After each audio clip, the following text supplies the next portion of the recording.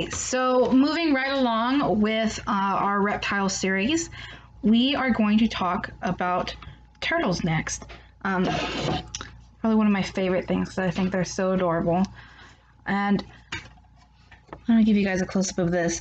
So we're going to talk, I guess, about their shells first, since that's actually most of what I have in front of me is different shells. So the shell is made out of bone. It's made out of bony plates that kind of fuse and interlock called scutes, if you can see that. And this has a total of 13. This came from a red-eared slider, which are pretty common. The top of the shell is called the carapace, and then the bottom is called the plastron.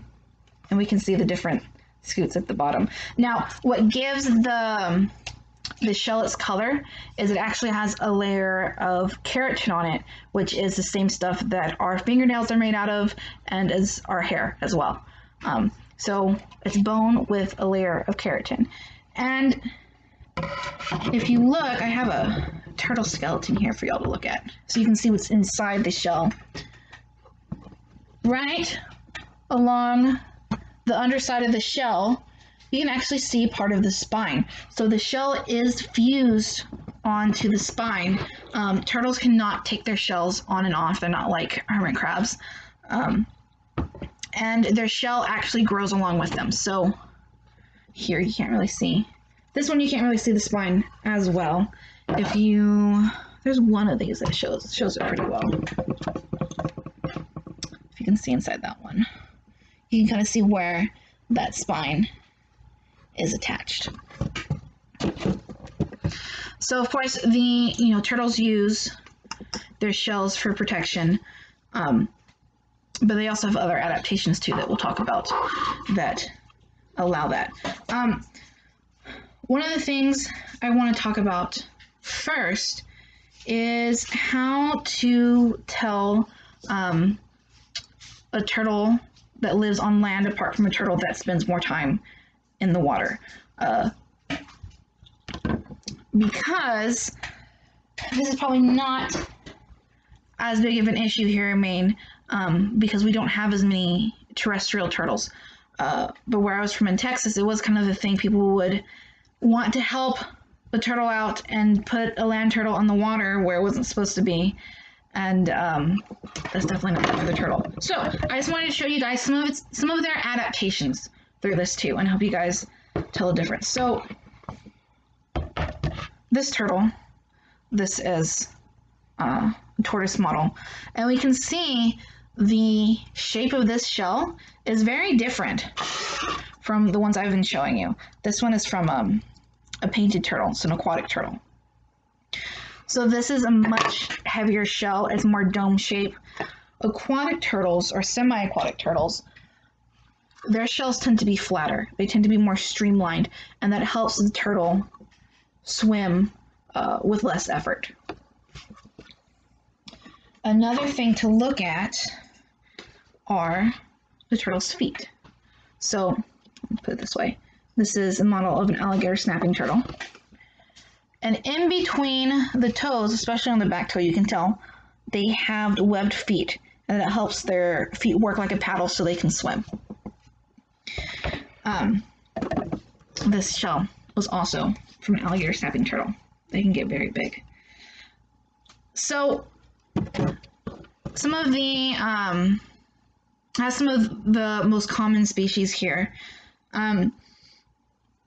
So the turtle shell has been turtle's protection for millions of years. It works great against predators.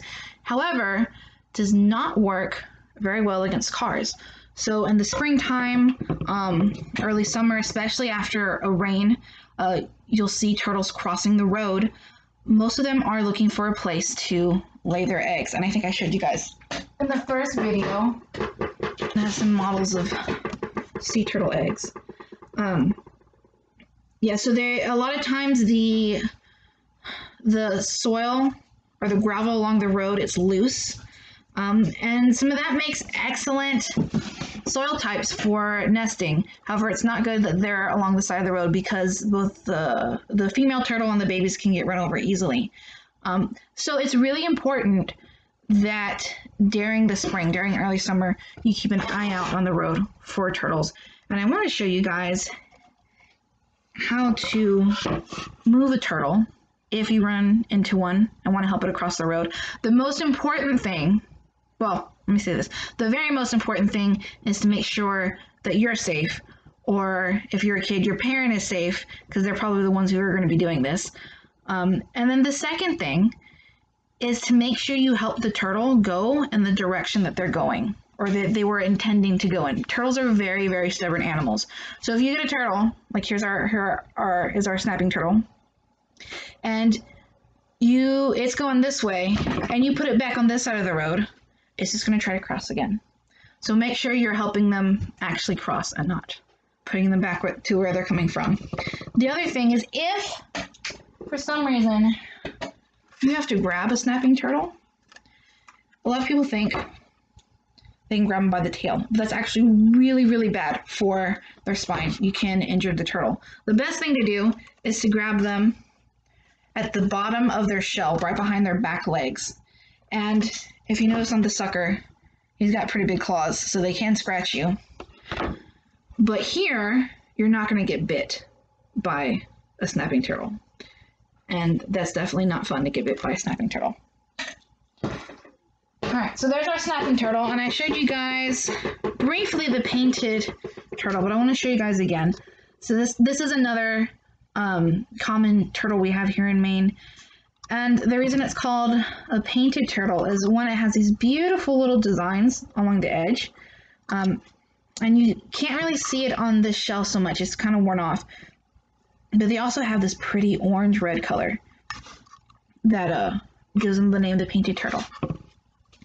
So this is a cool little guy. And then another good one that I have here, this is probably my favorite. This is from a musk turtle. And this is a full-grown, or was from a full-grown adult turtle. This is about as big as they get.